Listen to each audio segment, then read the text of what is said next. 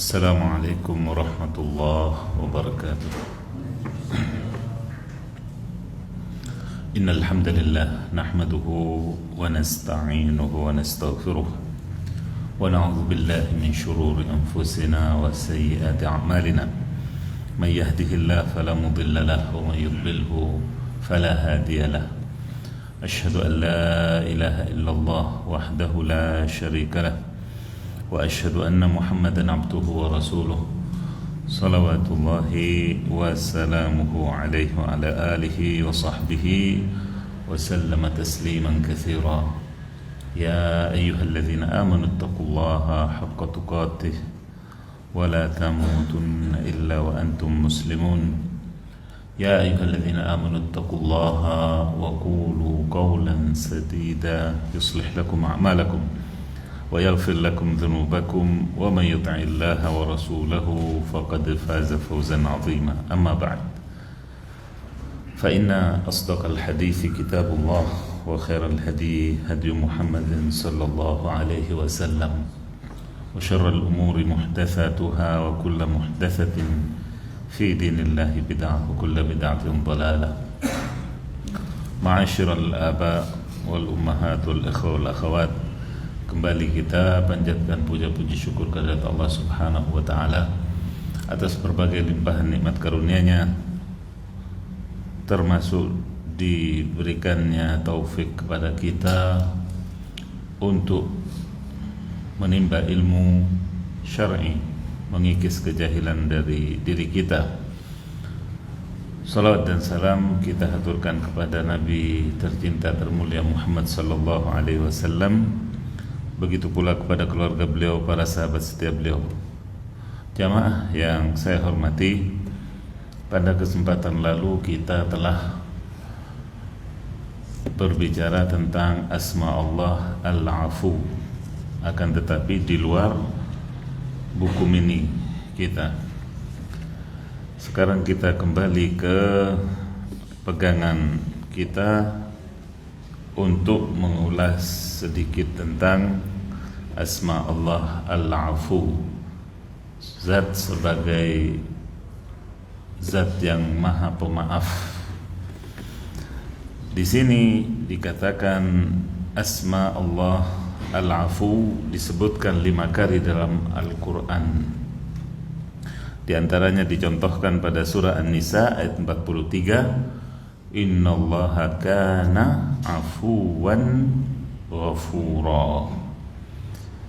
Sesungguhnya Allah itu maha pemaaf lagi maha pengampun. Al-Afu secara ringkas disebut di sini sebagai zat yang maha memaafkan kesalahan dan dosa, memaafkan pelakunya, mengganti amal keburukannya dengan kebaikan, sebagaimana pada akhir-akhir surah Al-Furqan yang sudah tentunya disebutkan pada pertemuan lalu. Baginya maaf yang sempurna mencakup segala dosa yang diperbuat hamba, terlebih apabila si hamba memiliki sesuatu yang mengundang maafnya. Ada hal-hal yang mengundang maaf Allah Subhanahu wa taala, di antaranya adalah tauhid yang murni. Tauhid yang murni.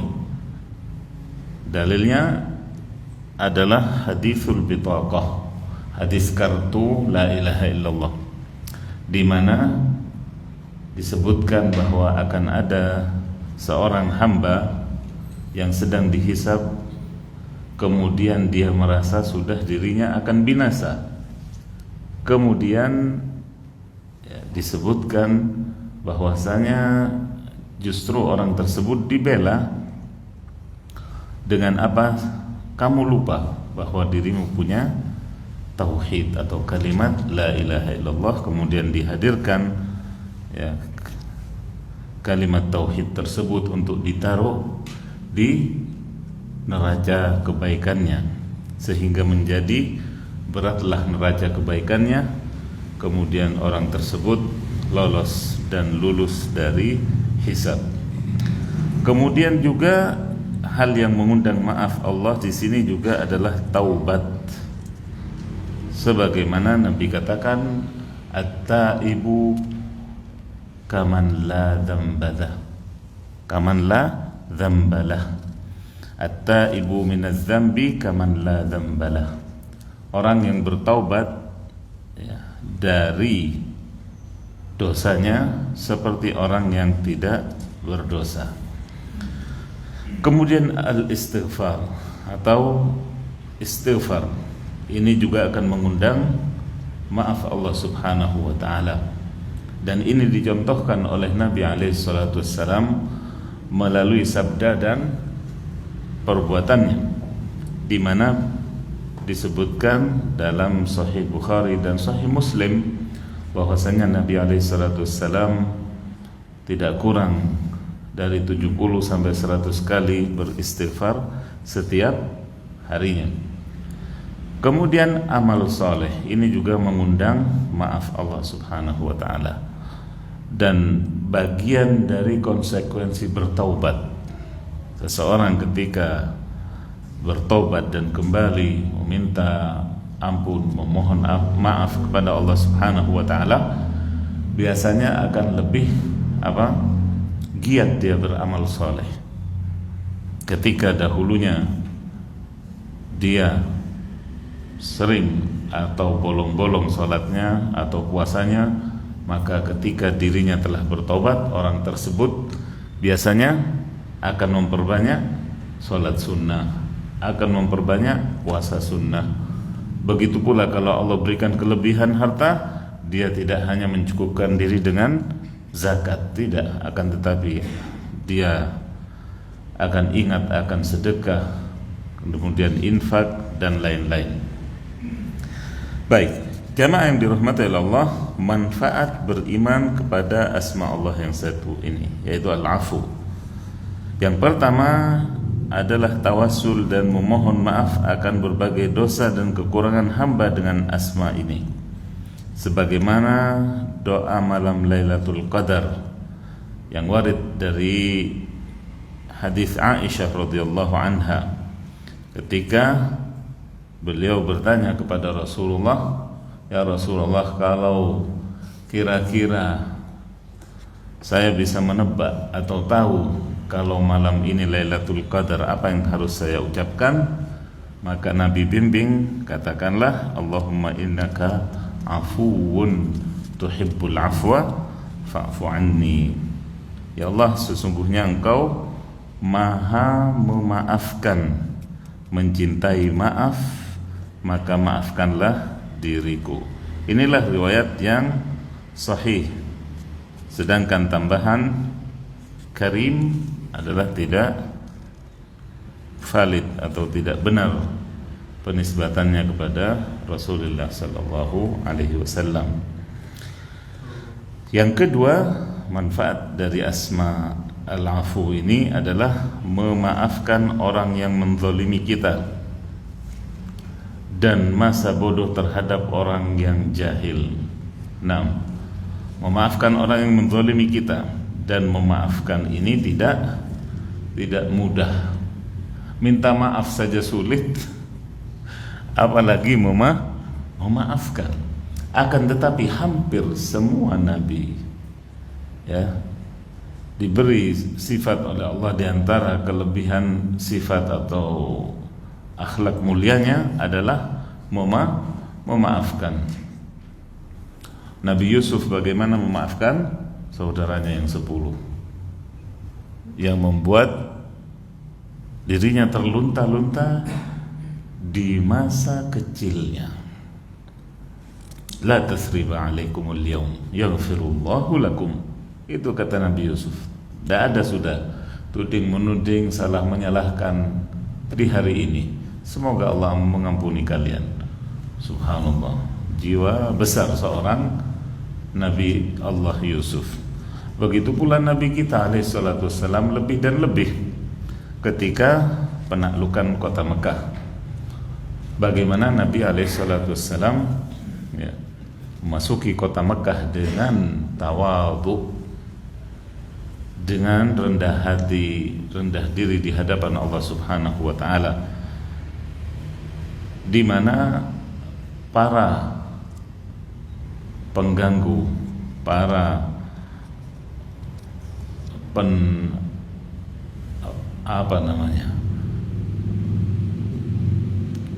para penjahat, ya, kota Mekah saat itu, yang di hadapan Nabi sudah seperti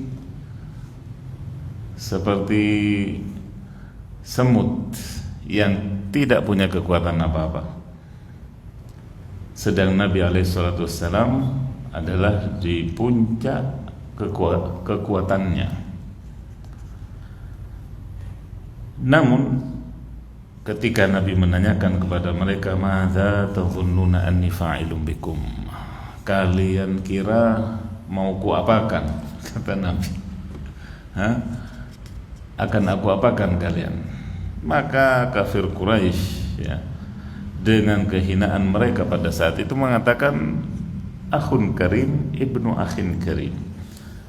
Engkau saudara kami yang mulia dan putranya orang yang mulia. Subhanallah. Kemudian Nabi mengatakan kepada mereka, "Idhabu fa antum tulaqa." Pergilah kalian, aku bebaskan. Allah. Sedang di antara mereka ada yang berbuat ini dan berbuat itu kepada Nabi. Tapi Nabi memaafkan mereka. Kemudian juga di sini dikatakan masa bodoh terhadap orang yang jahil. Karena dimanapun kita berada, ya, tidak akan lepas dari orang-orang yang jahil, orang-orang yang iseng, orang-orang yang komen terhadap apa-apa yang kita lakukan, apa-apa yang kita kerjakan. Maka dari itu di sini fungsinya memaafkan. Ketika kita memaafkan orang yang demikian, maka Allah akan mengatakan bahwa dirinya lebih utama untuk memaafkan hambaku yang begini tipenya. Setiap dari kita punya salah, dan ya, Allah akan memaafkan kesalahan kita jika kita juga mudah memaafkan orang lain. Nah, kemudian yang ketiga di sini, apa yang menjadi manfaat dari asma Al-Ghafur bisa digunakan pula untuk asma Allah Al-Afu. Nah, tinggal melihat kembali asma Allah Al-Ghafur.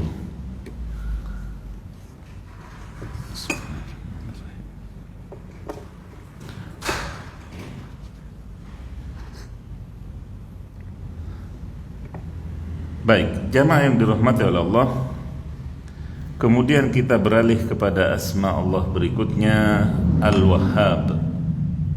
Asma Allah Al-Wahhab. Al-Wahhab di sini berarti wahaba yahabu, ay yu'ti bila 'iwad wala muqabil wala gharad wa duna istihqaq wa innama yu'tika limaslahatik.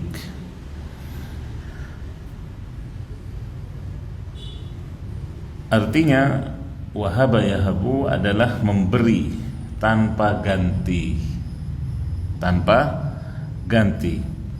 ataupun tanpa tujuan tertentu, bukan karena ada maunya. Nah, ini bedanya Al-Khaliq dengan makhluk, bedanya Allah dengan manusia.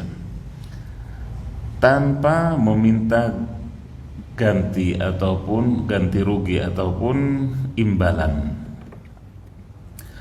Juga memberi tanpa kelayakan. Kalau orang kafir layak enggak dikasih sebenarnya? Dikasih kaya, dikasih layak enggak? Tidak layak. Ya, dia tidak pernah sujud kepada Allah. Dia tidak pernah puasa. Dia tidak pernah melakukan ketaatan, tidak layak. Akan tetapi karena Allah Al-Wahhab, maka Allah beri. Akan tetapi karena dunia di mata Allah tidak berharga, ya, lebih enteng dan lebih hina daripada sebelah sayap nyamuk, maka Allah kasih. Dan Allah ketika memberi limaslahati, untuk maslahat kita. Allah tidak punya kepentingan kepada kita. Kita menyembah Allah ataupun tidak, itu Allah tidak butuh. Tidak akan menambah kekuasaan Allah ketika kita taat, juga tidak akan mengurangi kekuasaan Allah ketika kita ingkar.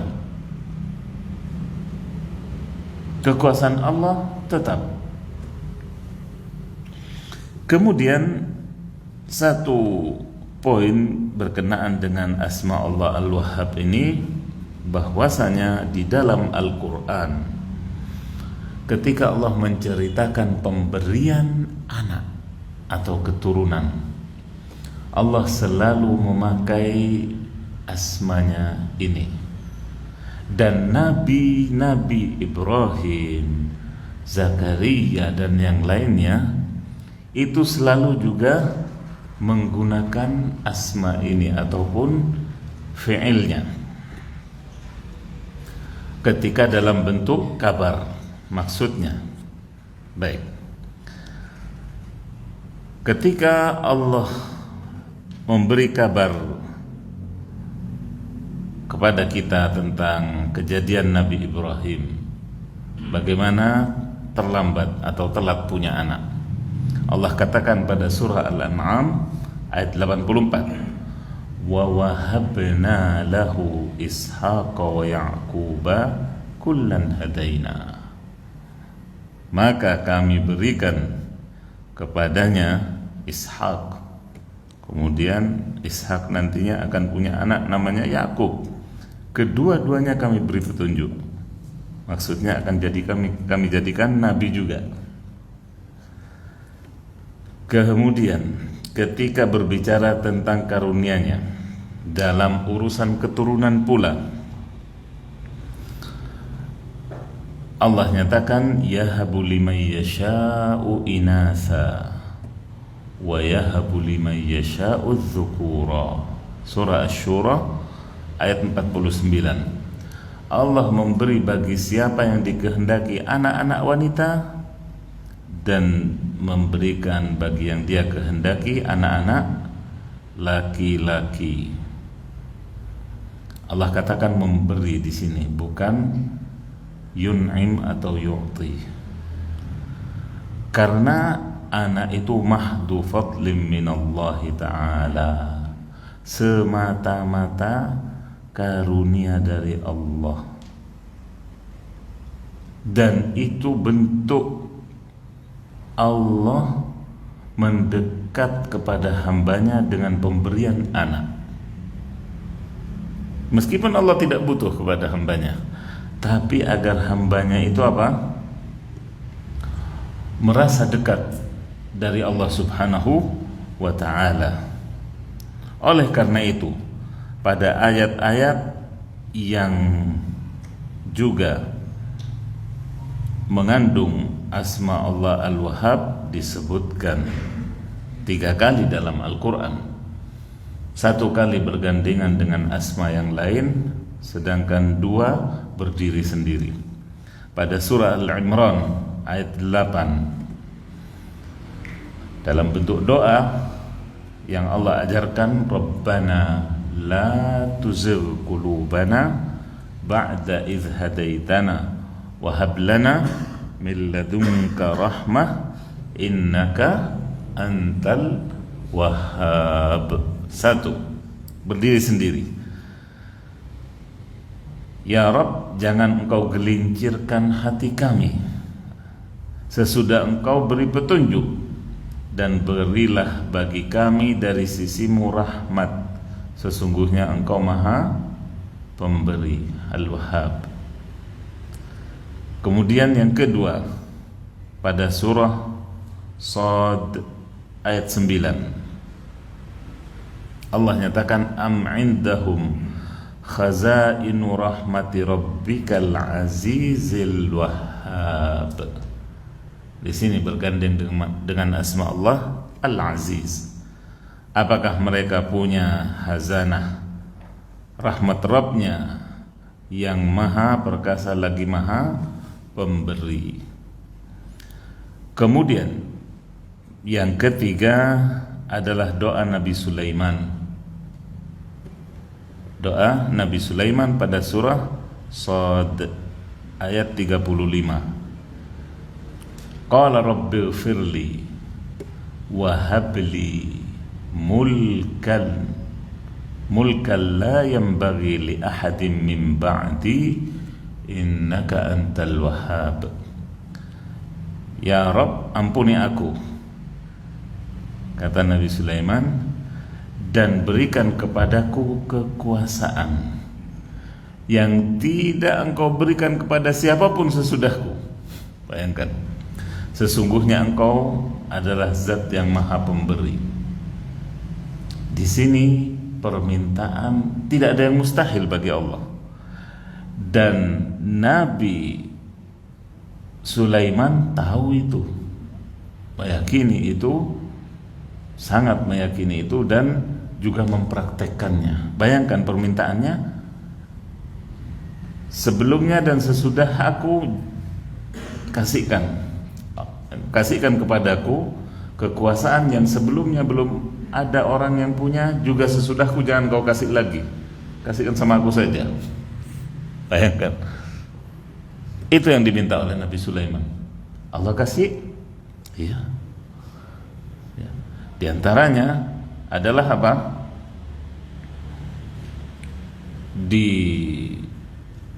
Diberikannya kepadanya bala tentara, bukan hanya manusia tapi jin juga, bukan hanya jin dan manusia tapi juga binatang, ya. Gajahnya, semuanya, singanya, bahkan juga dimudahkannya apa?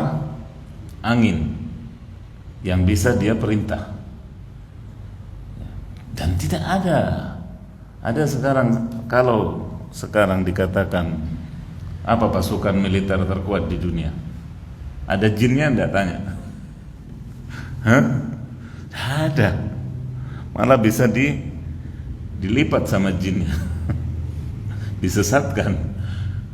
Ya kan? Ada yang pakai binatang dari gajah sampai yang terkecil. Ada, cuma Sulaiman. Bahkan Nabi kita sendiri alaihi salatu wassalam, ketika setan mengganggu beliau alaihi salatu wassalam dalam sholatnya, apa yang terjadi?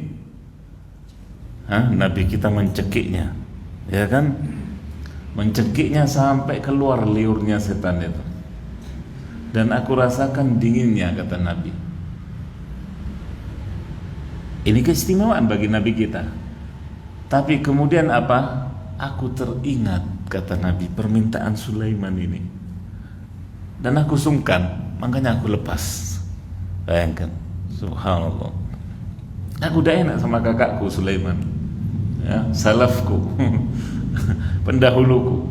Ingat akan doanya. Wah, kalau ini nanti membatalkan anunya Sulaiman, biar ini kepunyaan Sulaiman alaihissalam.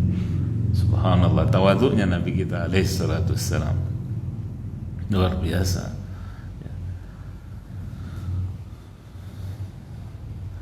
Begitu pula Nabi Zakaria alaihi salam ketika meminta keturunan kepada Allah Subhanahu wa taala, beliau juga meminta dengan wahabli min ladunka dzurriyyatan, meminta keturunan dengan kata habli, kasihkan kepadaku. Dan begitu banyak juga, ya, sampai di masa kita yang namanya keturunan itu Allah mahalkan, Allah tahan, Allah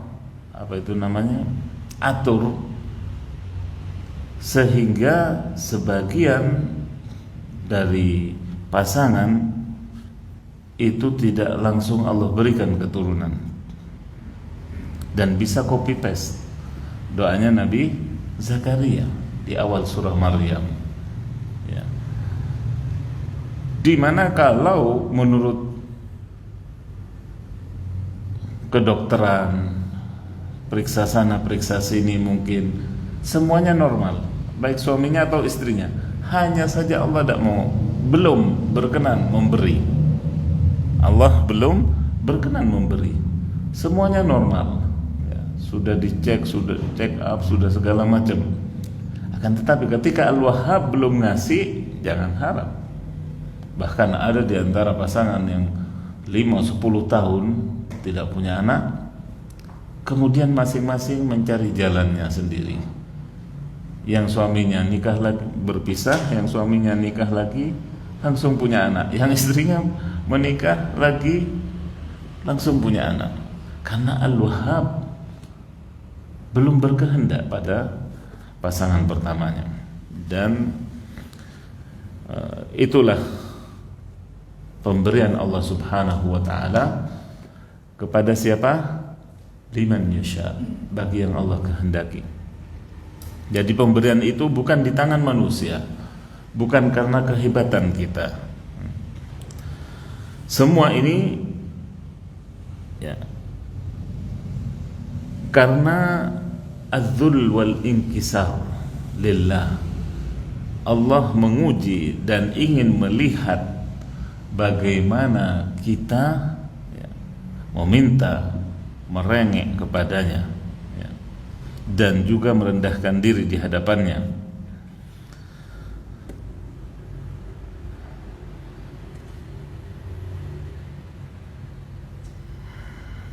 Oleh karena itu, jangan sampai di antara kita merasa telah beramal dan beramal. Jangan pernah merasa kita telah menjadi hambanya yang soleh karena sholatnya sudah 5 waktu di masjid, karena Ramadannya sudah puasa dan umrohnya misalnya, dan begitu pula dengan hajinya dan seterusnya. Jangan pernah melihat itu sehingga kemudian kita tidak meminta kepada Allah Subhanahu wa ta'ala. Justru yang ada pada diri kita hendaklah bal tara annaka la tastahiq. Justru kita hendaklah merasa diri kita sebenarnya tidak layak. Wa hinaha takunu ad-da'watu aqrab lil ijabah. Ketika kita sampai pada taraf ini, disitulah doa kita akan diijabah. Tapi kalau kita meminta kepada Allah dengan perasaan GR dalam tanda kutip tadi, karena kita sudah menjaga sholatnya, karena kita sudah ya banyak amalnya menurut bisikan-bisikan setan, ini bagian dari talbis iblis ya, talbis iblis, maka justru itu akan lebih jauh dari diijabahnya doa kita. Sekali lagi, ketika kita merasa tidak layak sebenarnya untuk meminta-minta kepada Allah, tapi kita tetap meminta dengan menjaga amal kita, tentunya dengan menjaga amal kita, maka itu lebih utama, lebih ya, berhak untuk diijabah oleh Allah Subhanahu wa ta'ala.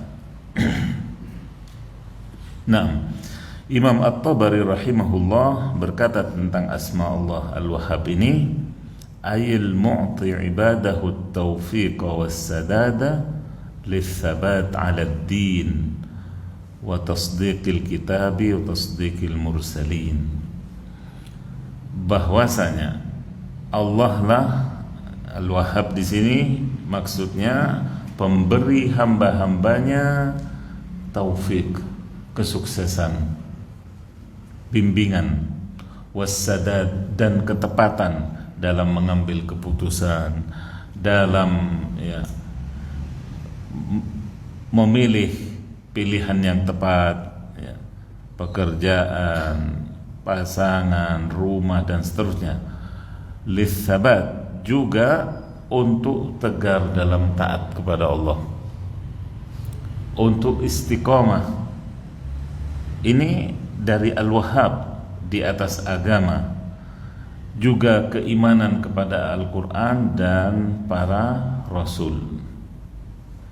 Dan di zaman fitnah seperti ini, kita sangat-sangat butuh untuk menghidupkan makna yang demikian. Karena Allah lah yang memberi kita ketegaran dalam al-haq. Kemudian beliau katakan juga, ay yahabu liman yasha'u ma sya'a min mulkin wa sultanin wa nubuwah.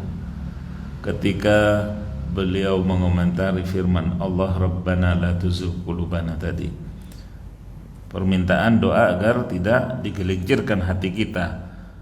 Al-Wahhab, kata beliau, adalah zat yang memberi siapa yang dikehendaki dan apa yang dikehendaki, berupa kekuasaan atau kerajaan, kekuasaan dan kenabian, kata Imam At-Tabari. Oleh karena itu Nabi Sulaiman alaihissalam berdoa dengan doanya yang tadi dan mengharap rahmat dari Allah Subhanahu wa ta'ala. Sekali lagi, ketika kita meminta kepada Allah, jangan tanggung-tanggung. Jangan tanggung-tanggung. Sebagaimana Nabi Sulaiman tadi, kemudian Nabi kita sendiri bagaimana mencontohkan ketika kita berdoa meminta surga. Surah apa? Minta Al-Firdaus Al-A'la. Mintanya Al-Firdaus Al-A'la. Mintalah surga Firdaus yang tertinggi. Layak tak layak, pantas tak pantas, Allah yang mantaskan. Gitu saja. Kalau dalam masalah doa, permintaan, ya, Allah yang Al-Wahhab, dan tidak ada sesuatu yang mustahil, tidak ada sesuatu yang mahal bagi Allah bila Allah kehendaki itu untuk hambanya. Nah, sedangkan Al-Khattabi menyatakan tentang Al-Wahhab, huwa allazi yajudu bil 'ata' an dhahri yadin min ghairi istifadah. Al-Wahhab yaitu zat yang memberi dengan loman tanpa mengharap manfaat, bahkan tanpa diminta, ya, dan juga maslahat. Sedangkan Al-Khulaini menyatakan bahwasanya makna Al-Wahhab al-mutafaddil bil 'ataya al-mun'im biha la an istihqaqin alaihi, yaitu zat yang memberi banyak pemberian, yang melimpahkan nikmatnya bukan karena kelayakan hamba tadi, bukan karena kelayakan atau berhaknya hamba tadi. Tidak ada seorang pun dari makhluk yang bisa memaksa kepada Allah untuk dikasih. Tidak ada makhluk yang bisa menekan, ya, Allah Subhanahu wa ta'ala untuk memberi. Akan tetapi Al-Wahhab memberi bahkan kepada hambanya yang tidak layak, bahkan kepada hambanya sekali lagi yang tidak layak, yang kafir, yang mulhid, yang ateis, yang dikasih sama Allah, ya. Dikasih 60 tahun bernafas, padahal kalau satu tabung O2 oksigen di rumah sakit berapa? Itu untuk berapa jam? Ini untuk 60 tahun Allah kasih 70 tahun cuma-cuma. Sedang dia kafir, sedang dia ateis, sedang dia macam-macam. Itulah Al-Wahhab. Nah, Dan itu kata An-Nasfi di sini dalam mendefinisikan asma Allah Al-Wahhab, Al-Kathirul Mawahib Al-Musib biha mawaqi'ahum alladhi yuqassimuha ala man taqtadihi hikmatuhu. Ini tambahannya. Al-Wahhab adalah zat yang banyak memberi, yang tepat ketika memberi kepada tempat-tempat yang membutuhkan. Begitu pula dibaginya kepada siapa-siapa sesuai dengan hikmahnya, sesuai dengan kebijaksanaan Allah Subhanahu wa ta'ala.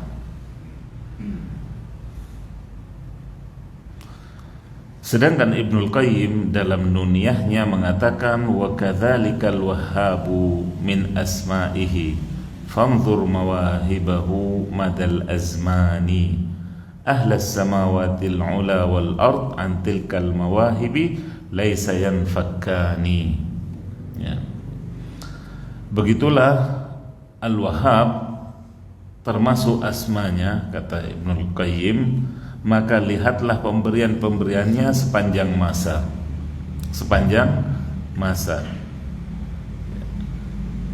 Pemberian Allah Subhanahu wa ta'ala meliputi penghuni langit yang tinggi, yang atas, ataupun bumi. Dan itulah pemberian-pemberian Allah kepada penghuni keduanya yang tak terpisahkan. Subhanallah, ya. Pemberian Allah di masa kita berbeda dengan pemberian Allah di masa sebelum kita, yang sekarang pun akan berbeda dengan masa yang akan datang. Kakek kita atau buyut kita, bahkan mungkin datuk kita, tidak pernah merasakan nikmatnya naik pesawat. Apa jangankan pesawat, bis AC saja tidak tahu rasanya nikmatnya. Tetapi Al-Wahhab memberikan itu kepada kita. Entah apalagi nanti ada kendaraan sesudah ini yang mungkin kita tidak merasakan nikmat itu, tapi Allah berikan kepada generasi yang setelah kita. Itulah Al-Wahhab. Nah,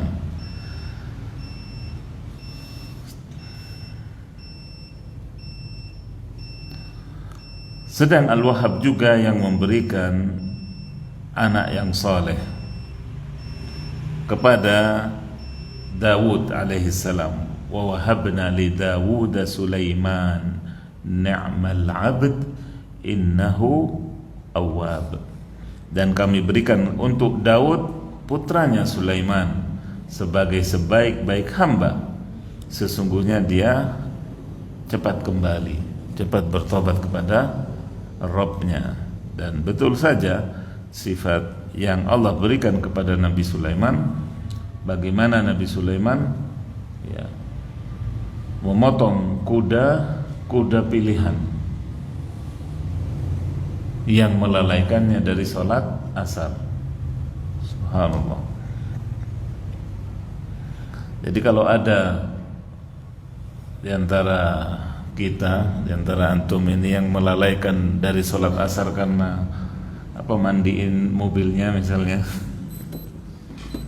siapkah mencontoh Nabi Sulaiman? Allahul musta'an. Baik, ya tentu ni'mal 'abd, Nabi Sulaiman adalah sebaik-baik hamba, kata Allah Subhanahu wa ta'ala.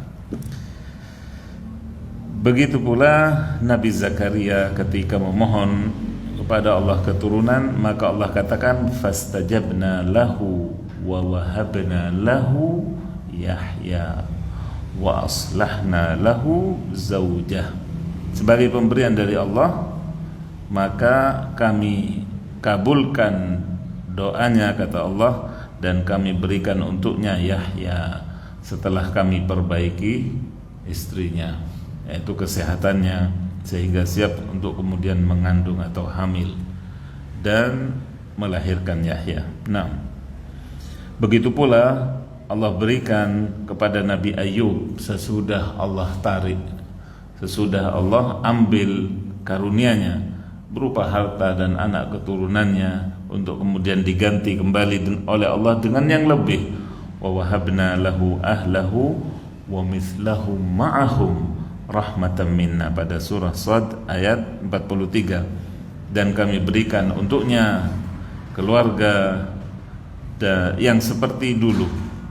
Begitu pula maksudnya adalah istri dan anak-anak. Begitu pula Allah berikan kepada Nabi Musa saudaranya Harun, yang kemudian diangkat juga sebagai Nabi dan Rasul, sebagai penopang atau penguat dakwahnya. Pada surah Maryam ayat 53 Allah nyatakan wa wahabna, pakai kata wahab juga, lahu min rahmatina akhahu Haruna nabiyya. Dan masih banyak tentunya pemberian-pemberian Allah Subhanahu wa ta'ala terhadap para nabinya dan juga terhadap kita-kita selaku hambanya.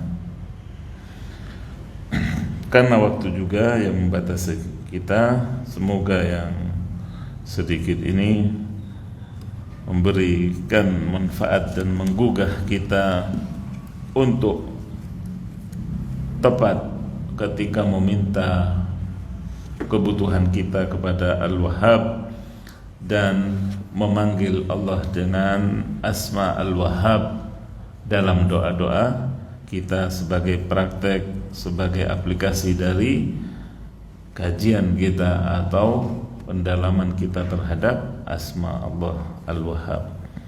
Demikian, terima kasih atas perhatiannya. Kita akhiri dengan doa kafaratul majlis. Subhanakallahumma wa bihamdik, asyhadu an la ilaha illa anta, astaghfiruka wa atubu ilaik. Assalamualaikum warahmatullahi wabarakatuh.